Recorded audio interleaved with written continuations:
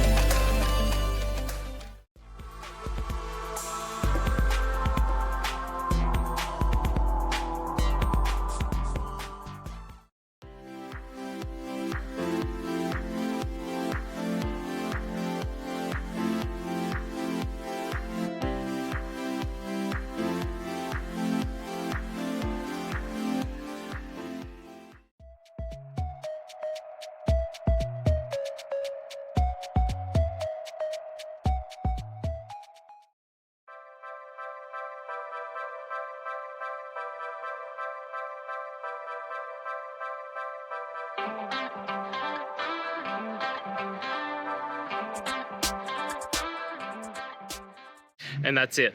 I hope this video has helped you get through to that resolution that you're looking for. If it did, please hit subscribe.